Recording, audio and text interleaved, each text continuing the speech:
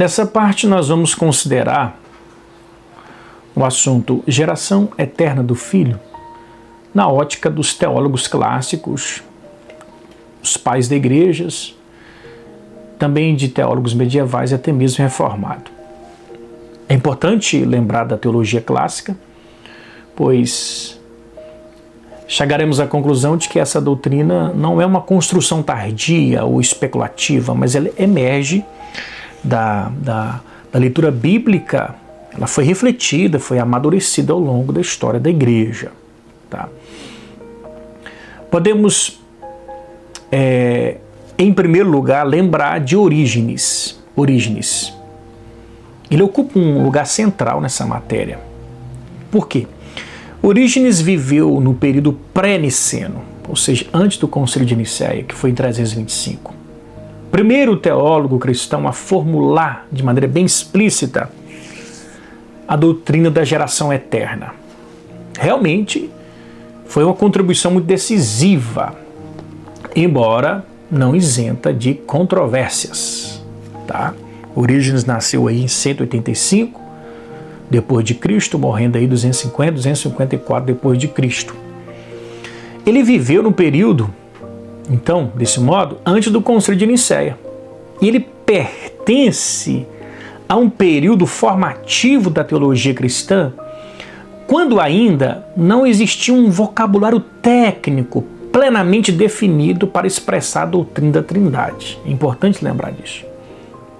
Então veja bem, Orígenes acreditava na geração eterna, doutrina essa, aceita depois pelos pais nicenos, mas ele afirmava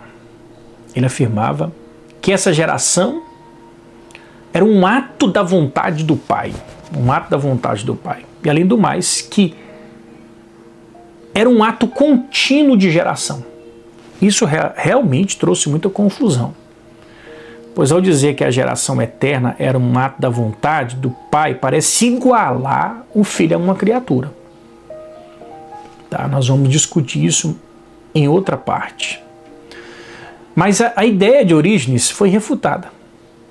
Pois quando ele afirma que o Pai gera o Filho por um ato eterno de vontade, ele introduz a geração no campo da liberdade e não da necessidade do ser. Muito importante isso. Assim, se o Filho é gerado por vontade, sua existência passa a depender de uma escolha do Pai, e não do fato de o Pai ser Pai por natureza. Sua visão da Trindade está prejudicada por um forte subordinacionismo, que nós já falamos aqui, que influenciaria negativamente um homem chamado Ário, que dizia: o Filho teve uma origem do nada pela vontade de Deus, e houve um tempo em que ele não existia. Gregório de Nazianzo, ele diz que é tola a ideia de Orígenes de que há um ato contínuo de geração, uma vez que a relação é eterna. Pois Orígenes defendia a ideia de que a geração eterna do Filho é da vontade do Pai, segundo a vontade do Pai, e é também um processo contínuo. Não tem base, é tola, como diz Gregório de Nazianzo, porque a relação é eterna. Outro nome que podemos citar é Atanásio.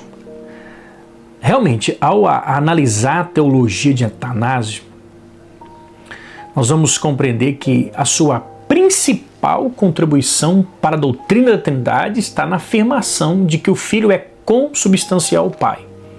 Para Atanásio, a geração do Filho não é um ato da vontade divina, conforme Orígenes disse, mas um ato eterno e necessário do próprio ser de Deus.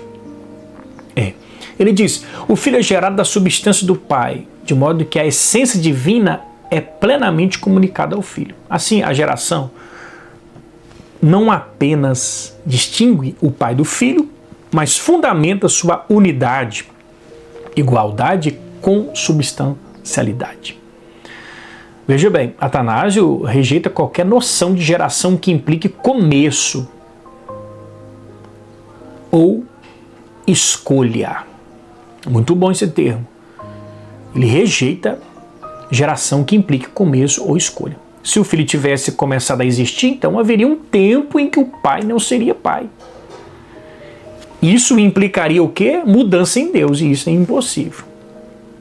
Portanto, o pai é eternamente pai porque o filho é eternamente gerado.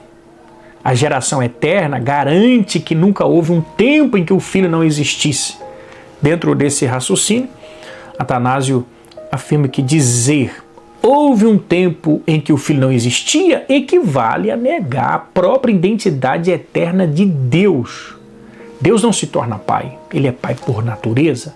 A geração do filho pertence ao ser de Deus, não à sua liberdade de escolha. Olha isso. Atanásio, além disso, insiste que somente Deus pode revelar Deus.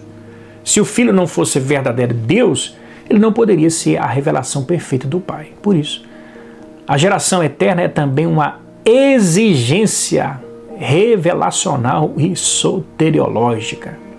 Muito bom isso aqui. O Filho precisa ser Deus para revelar Deus e para salvar. Tá? Se o Filho não estivesse com o Pai desde a eternidade, em outras palavras, não haveria trindade eterna, mas apenas uma forma mônada que posteriormente receberia acréscimos. Isso destruiria a unidade divina. Atanásio diz assim: ao contrário disso, o Filho é a prole eterna do Pai, coexistindo com ele desde sempre. Ele por fim, afirma que o Filho, por não ser uma obra, mas próprio da essência do Pai, deve sempre existir. Assim como não se pode chamar alguém de Pai sem que haja um Filho, também não se pode conceder ou conceber Deus como Pai sem o Filho eterno.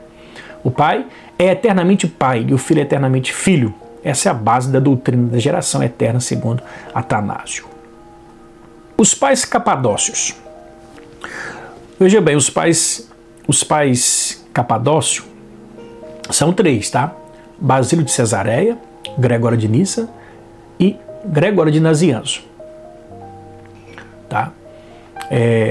Os pais Capadócio, para explicar as distinções entre as 3 pessoas divinas, eles apelam para a ideia de causa.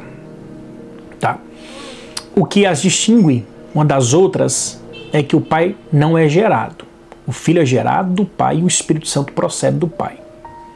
Mas eles dizem assim: essas propriedades pertencem às pessoas, não à essência.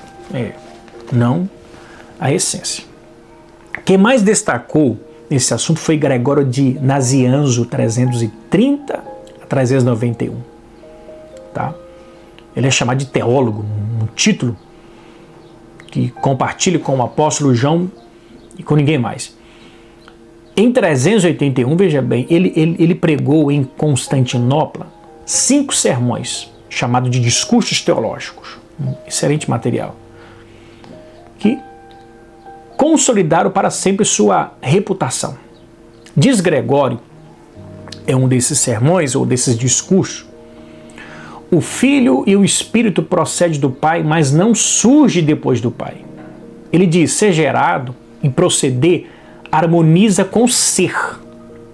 Portanto, a geração do Filho pelo Pai estabelece sua identidade e natureza, porque a descendência é de mesma natureza que o antepassado. O que é importante observar, diz ele, é que a distinção entre pai e filho é fora da essência.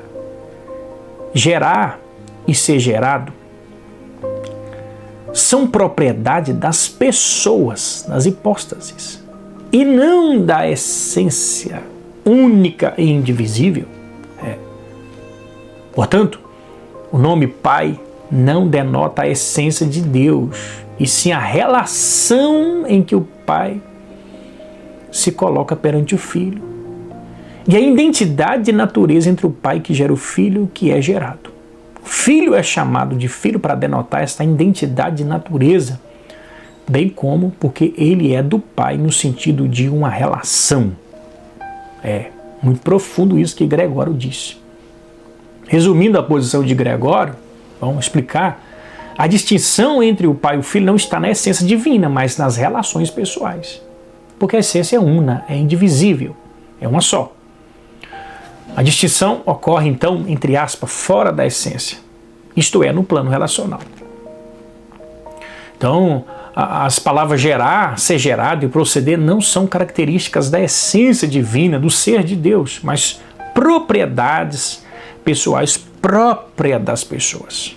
Assim, na interpretação de Gregório de Nazianzo, falar em gerar, ser gerado ou proceder não cria hierarquia, porque não define o ser de Deus, apenas as relações internas.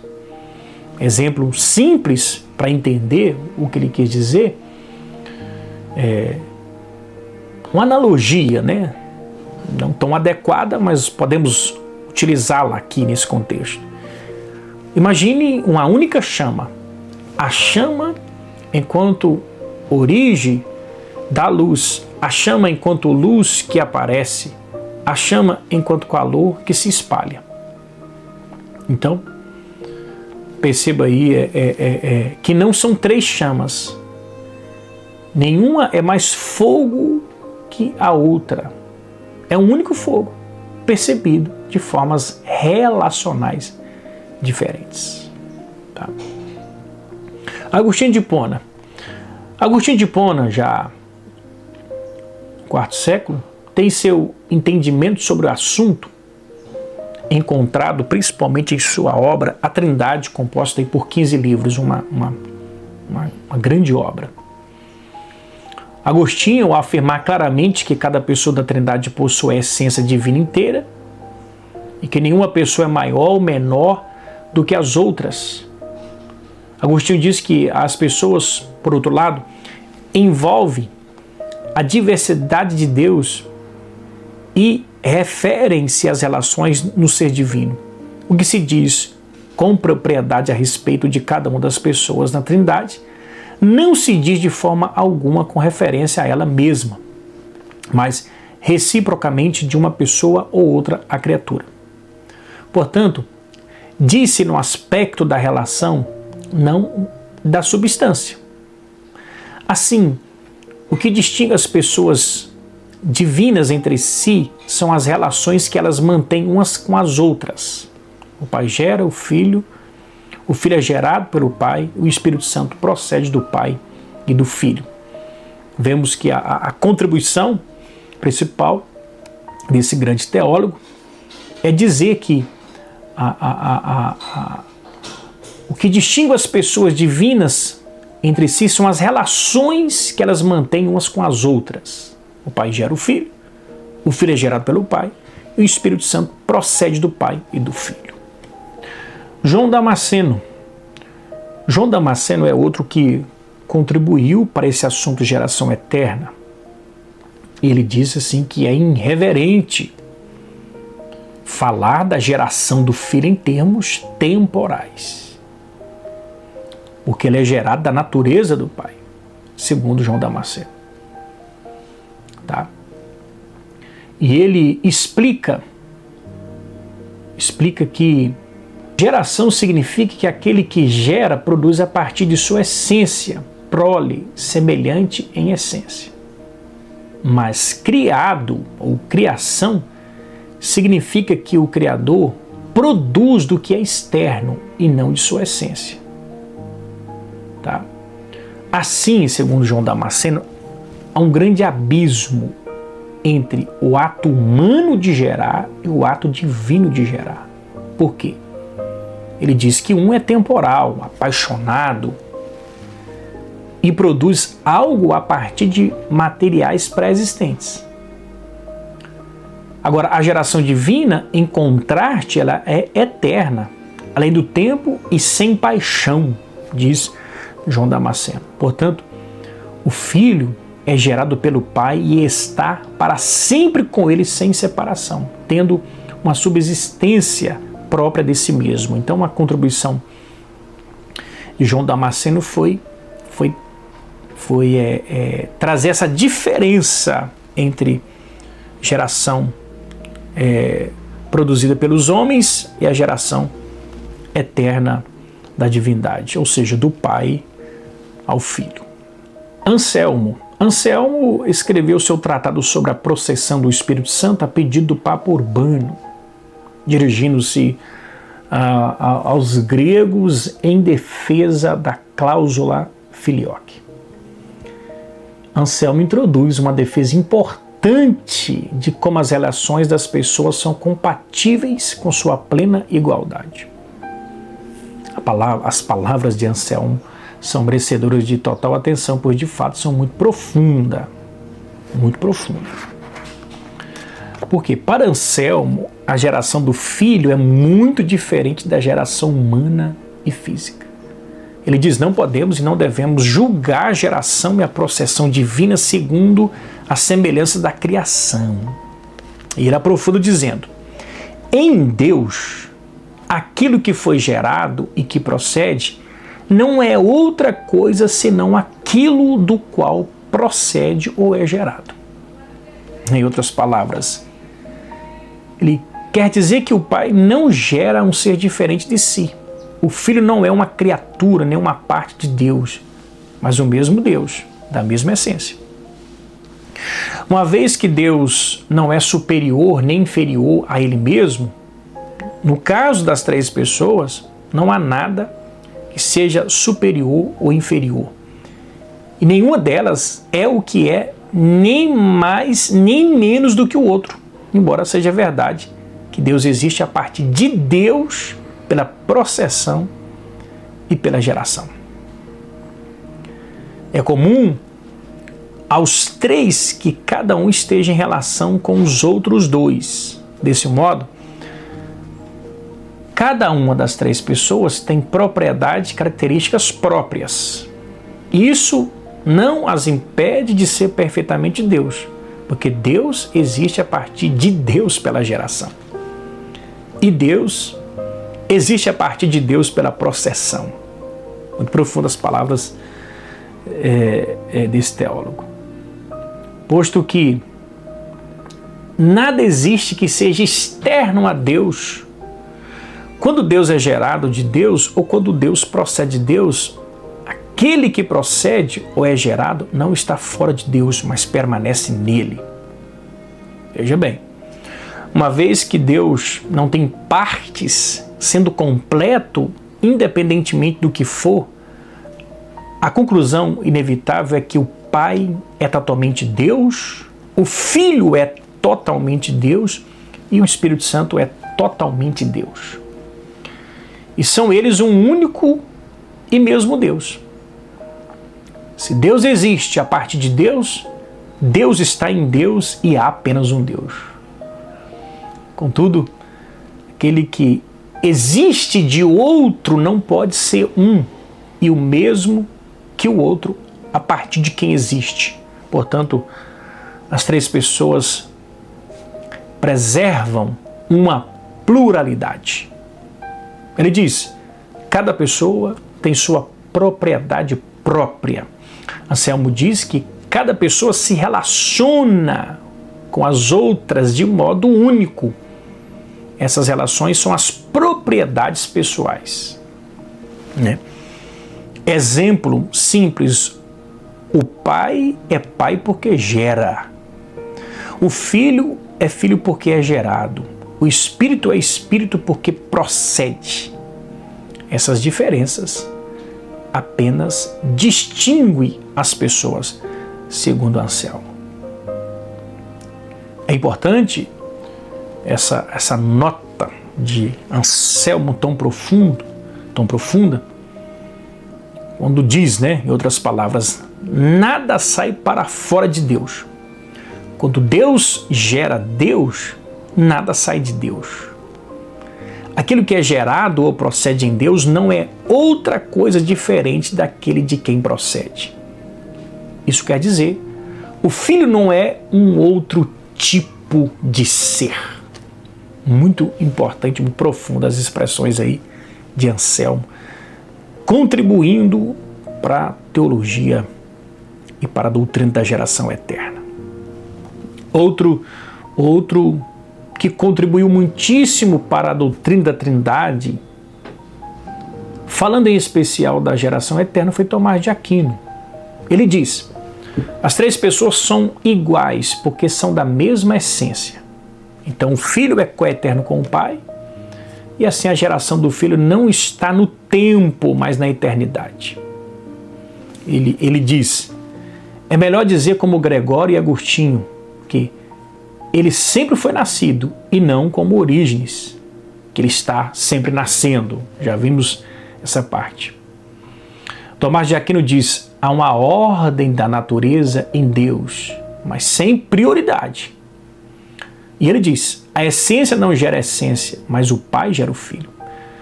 Deus significa a essência divina naquele que a possui, mas o termo essência não pode representar a pessoa, porque significa a essência de forma abstrata. Citando Agostinho, Tomás de Aquino defende a ideia de que o Pai é o princípio de onde outro procede. Tomás de Aquino se opõe ao que se chama o Pai é a causa do Filho, uma vez que isso implica em diversidade de substância, enquanto o princípio implica simplesmente uma ordem entre eles, uma processão e não uma inferioridade. Tá? Então, quando Tomás de Aquino diz que o Pai é o princípio, a palavra não significa prioridade, e sim origem, geração eterna. Ressalta que o Pai é Pai do Filho na eternidade, antes de ser Pai na criatura, no tempo. Então, ele diz: geração eterna enfatiza uma ordem hipostática irreversível. Irreversível. Muito bom essa expressão dele, porque na verdade faz sentido, pois dizer que o Pai é causa, eu estaria dizendo que o Filho seria o efeito. Mas quando falamos que o Pai é o princípio, estou falando de origem relacional, não de fabricação. Por isso, Tomás de Aquino prefere o termo princípio, que indica apenas ordem relacional, não desigualdade ontológica. Princípio não significa prioridade. O Pai não vem antes do Filho no tempo, o Pai não é mais antigo. Aqui Tomás de Aquino nega que o Filho e o Espírito sejam subordinados ao Pai ou dependentes dele para a sua existência. A processão não possui, por implicação, nem envolve dependência ou subordinação. Tomás de Aquino prossegue dizendo que o Pai é apropriadamente chamado assim, uma vez que a paternidade o distingue das duas outras pessoas. Tá? Ele também se caracteriza pela expiração comum e pela inascibilidade, ou seja, não geração, já que como princípio dos outros não procede de ninguém. É uma ordem hipostática irreversível. Eu gosto deste termo porque essa expressão significa algo bem específico. Porque quando eu falo de hipostática, diz respeito às pessoas, Pai, Filho e Espírito. Quando eu falo de ordem, eu estou falando de que há uma relação definida, Pai, Filho. Quando eu falo que é irreversível, eu estou a dizer, o Pai nunca é Filho e o Filho nunca é Pai. Se as relações se aplicassem da mesma maneira a ambas, haveria confusão, pois o Filho e o Espírito estariam relacionados ao Pai da mesma maneira. Essas duas relações distintas são indicadas pelos termos propriedades e noções. Há 5 noções em Deus, que é inascibilidade, ou seja, o que não é nascido, paternidade, filiação, expiração, comum e processão. Então, a essência e as pessoas são reais, mas as noções são simplesmente ideias que informam as pessoas. Então, Tomás de Aquino é muito profundo aí na sua teologia em relação à geração eterna. João Calvino. Qual foi a contribuição de João Calvino para a geração eterna do Filho no sentido teológico? Ao afirmar a autoexistência do Filho, Calvino não nega a sua geração eterna. Pelo contrário, para Calvino, ele é o Filho de Deus porque é a palavra gerada pelo Pai antes de todas as eras. O que Calvino nega é que a geração envolva comunicação de essência. Tá? Ele diz que não podemos dizer que envolve comunicação de essência. Tá? Mas sim, ele admite a geração eterna. Para Calvino, na geração, o Pai é o princípio, apenas da pessoa do Filho e não da sua essência. Já vimos essa matéria também. Uma das contribuições mais significativas de João Calvino para a doutrina da Trindade foi sua defesa da autoexistência do Filho. Tá? Posição que ele estende também ao Espírito Santo. Essa formulação buscou preservar ao mesmo tempo a plena divindade do Filho e distinção pessoal dentro da Trindade, sem cair em subordinação ontológica. Calvino faz uma cuidadosa distinção entre essência e pessoa. Ele diz, quanto à essência, o Filho é Deus absoluto, eterno e sem princípio, exatamente como o Pai. Quanto à pessoa, o Filho procede do Pai e é Filho em relação a Ele. Assim, o Pai é princípio do Filho quanto à pessoa, mas não quanto à essência. A essência divina não tem origem. A relação pessoal, sim. A relação pessoal, sim. Essa é a visão, a interpretação de João Calvino quanto à geração eterna. Tá? É claro que ele entende, deixa bem claro que essa geração não é cronológica, não é temporal, conforme a teologia clássica.